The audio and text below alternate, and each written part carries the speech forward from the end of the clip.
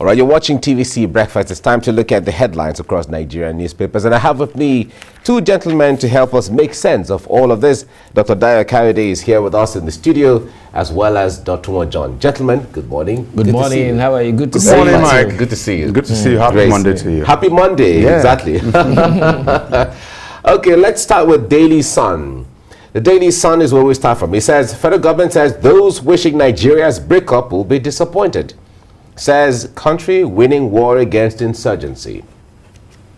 Okay, those wishing Nigeria's breakup will be disappointed. Says countries winning war against insurgency. That's Daily Sun. All right, from there let's go to this Nigeria 2023 battle for Aso Rock. Tinubu, game on. All right, 2023 battle for Aso Rock, Tinubu, game on. That's what he's saying. Supporters of the presidential ambition of former Lagos governor intensify campaign. You know, all of those on the front page of this Nigeria. Daily Times is next. No preferential treatment between separatists, bandits. The federal government is saying this. Says government winning war against terrorism. No preferential treatment between separatists, bandits. The federal government is saying this. All right. We'll certainly will look at this as we get along. First News is next. Focusing on insecurity. Friendly nations helping us out, Buhari claims. Friendly nations helping us out, Buhari claims in here. All right, that's First News. Blueprint is next. Blueprint says it's focusing on Dr. C on PDP 2023. For equity, North must have PDP presidential tickets. For equity, North must have PDP presidential ticket. Says candidate holds ace to nation's unity. And then the convention party begins sale of nomination, the EOI forms today. That's the expression of interest forms today. All right, that's a Blueprint newspaper. Abuja Inquirer says how 92 children disappeared from Abuja orphanage. The FCTA mute on the matter. The issues coming up from the Federal Capital Territory, how 92 children disappeared from Abuja orphanage. Okay, that's the Abuja Inquirer. Daily Trust is next. Benue, Borno IDPs sacked by insecurity, fleeced by aid workers. How sharp practices worsen matters for IDPs. Officials deny neglect charge. Female IDPs survive through prostitution in Borno.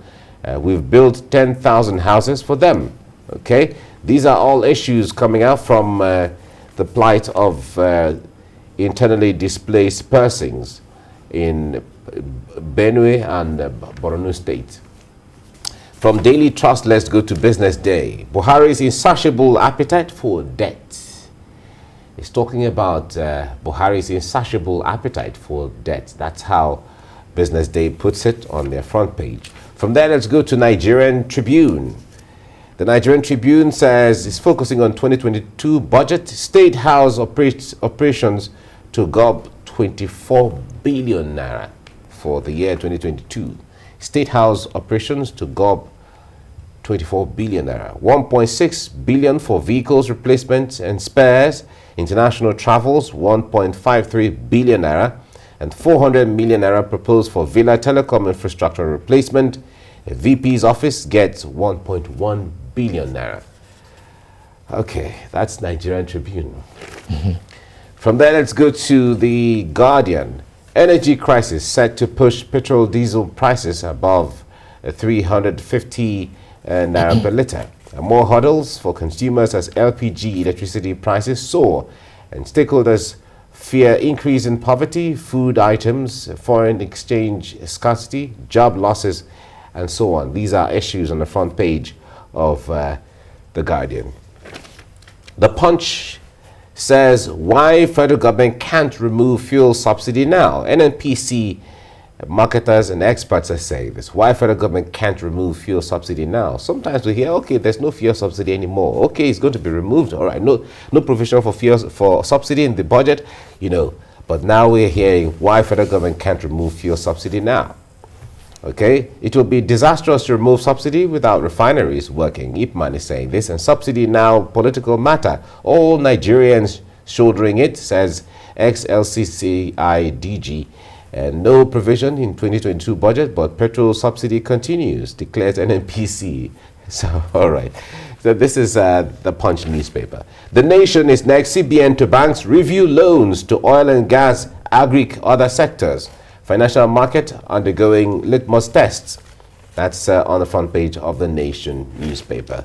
Business AM is next and is focusing on 2022 appropriation bill. Analysts say debt trap ahead as budget exposes fiscal weakness. That's Business AM.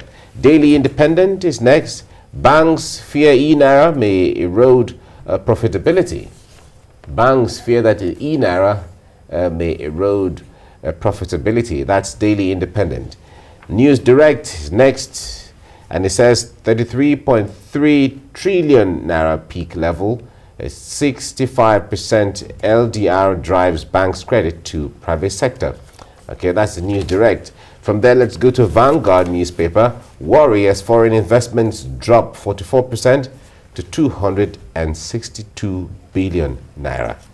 Insecurity, other issues threatening foreign inflows as domestic FPI equities rise by 0.9% to 1.213 trillion naira. Exchange rate volatility, uncertainty of capital repatriation spoil local investors.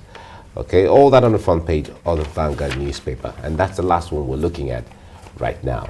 Okay, let's get into the discussion now. And I'd like to focus on the story on the front page of Daily Sun as well as Daily Times, because these are issues that concern Nigerians right now. Okay, federal government says those wishing Nigeria's breakup will be disappointed. Says country is winning war against insurgency. The winning of the war against insurgency will be part of our focus here. If you look at the Daily Times, it says no preferential treatment between separatists and bandits. Okay, now let's Dr. Kayode, let's start from here. Government is saying that we're winning the war against insurgency. If you recall the presidential address on October 1, the president reiterated that. He was emphatic when he said that we're winning the war against insurgency. What do you make of this? You see, if you are referring me to the president's speech of October 1st, Mike, I will also refer you to my own speech to Nigerians on that same October 1st, whereby I mentioned the issue of the separatist activities vis-a-vis that of the agitators and then the so-called bandits. There, I made the federal government to know that these people that are asking for their own nation are not just asking for it. Their main grouse as regards the federation is about non-level playing ground for people to live as a fraction of the federation.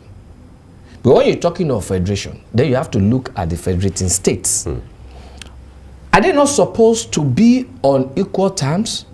To what extent are you making those federating states to be part of that federation? As some people, as some of the federating states being given opportunities than others? So if that is the case, there is no way there won't be agitation, because it's like you are whipping a baby and you are not expecting the baby to cry. The only way the baby can express the pains that whipping is inflicting on him or her is by crying out, and that is exactly what is happening. Now, let's move away a little bit from there. People are also trying to support the agitators because of the economic situation whereby the government had pushed them to. You were reading something in the guide just now. I was just, for goodness sake, where is this government pushing the people to? To more hunger? fuel prices, electricity hike. I don't know whether you are privy to prices of 12.5 cooking gas of recent. It's now 7,500. What used to be 2,200. And you now see them even shouting that look, by December this thing is going to rise to 10,000. Now trying to force people to go and even buy, and keep in the house, which will be more dangerous. Of course. Do you understand? And then risk. people also losing their jobs. So what do you expect? There is no way you can win this war except you allow equity, fair play, justice, and an enabling environment, especially for people to grow as a normal human being. For you thinking that your neighbors will come and assist you, that is a blatant lie. Oh. I pass my neighbor. Everybody is struggling. But the point there is, the reality is out Which there. Which neighbor? Is it Cotonou? No, or Lome or Ghana? That will come and help Nigeria? In their little capacity, they might want to help. Now, Dotun, the issue there is, when people, in fact, some people, some clerics came out recently over the weekend. They said that, well, if we fix in Nigeria, if we fix the issues of equity and fairness, where every Nigerian feels perceptively that there is a level playing ground for everyone, irrespective of where you come from and who you are and whatever you profess, that some of these agitations will naturally just fizzle out. Yes. What do you say to that? Good governance is the cure for all this agitation. And the word good governance is not just a subject of whether you have built road from my community to your community. It's also a subject of the fact that I can travel that road safely. It's also a subject of the fact that your name will not open door for you more than the way mine will open door for me. These are some of the subjects. You see, but the major challenge we have, because the government keeps saying, we are working. And I want to believe they are working. But the major challenge is that there's no sense of urgency that is attached to any program or policy of government. And you cannot be strolling on the path of purpose and think that the people will queue behind you. You cannot be doing that. You'll be strolling on the direction of destiny, and you think people will queue behind you. They will not. They will find any way out. That's what we're having. The government, the President Muhammadu Buhari-led administration, is actually strolling with a lot of his projects. No sense of urgency. And this is what is causing the problem. So when the government says, you know my language now, the major challenge of disconnect, the government says, oh, I am working. And the people are not interested in your work, they are interested in the result of your work. Exactly. You said, oh, you are winning the war against terror, for example. But people are still being kidnapped daily. But some of these things, in fairness, some of these things cannot be done overnight, especially when you're talking about projects that are capital in nature and the fight against insecurity. Sir, you can't wish them away overnight. You cannot do them overnight. But let me cite an example. 2009, President Buhari was not the president. They gave this road, the closest road and the busiest road that accommodates about 250,000 vehicles every day. Lagos-Ibadan Expressway. They gave it to Buy Courtney for maintenance in 2009. They didn't do nothing. In 2013, former President Goodluck Jonathan allocated 169 billion naira for the reconstruction and repair of that road. They didn't do nothing. This government came, reallocated. Then the question is, how long did it take them to build the road? When we are spending eternity to refix it. This is the sense of urgency. People must really see that they're working. The Biniora road has been under construction or under repairs for so many decades, but it's good now, from what I hear. Yes. So everybody now, see, people take advantage of your weakness. If you are a drunk, your son will not steal your money when your eyes are clear. He will wait for the time that you become drunk, then he will go and steal your money. Everybody has known the Nigerian government not to be serious with sensitive programs and projects. So what do? They leave their country. This same set of people that want to run for help, they leave their country to come and be contractors here. They collect contracts and they will not execute it. Because they know the government is just strolling on the path of purpose. That's where we are. That is what, you see, when you are telling them the truth, they will not understand. The major challenge that led to all these things is with the issue of herdsmen. It's the major challenge that broke everything. The federal government was only talking. They were just strolling like this. They didn't do anything about herdsmen. They were killing people from across community in the south. That was what led to the re-agitation of IPOB.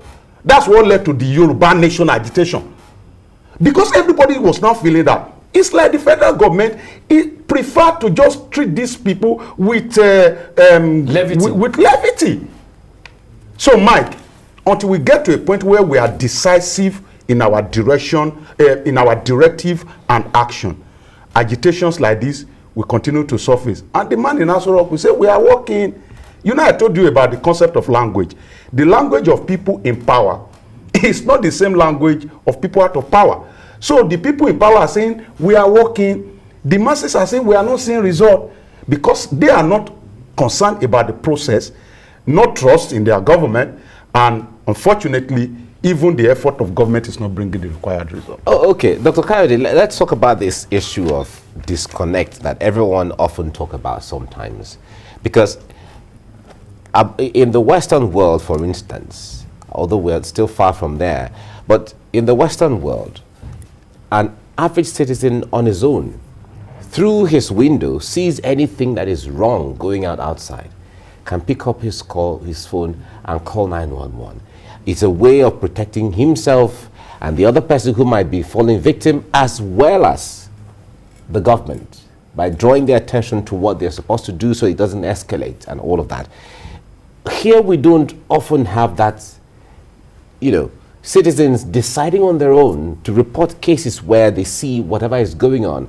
A lot of people have said there's a disconnect between the people and the leaders. Sometimes even when you give out information to the police, either nothing happens or it is used against you, or whatever the thing is. How do we begin to build that connect back and bring Nigerians and the leaders together?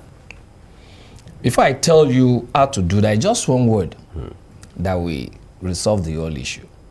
Look at in those days, when government comes out to say this, you will meet it the way they have said it. In those days, when we were having real, in quote now, real permanent secretaries, when we were having real civil servants, and when we were having real leaders, okay, when they say this is this, babe, it is so. All right? Babe.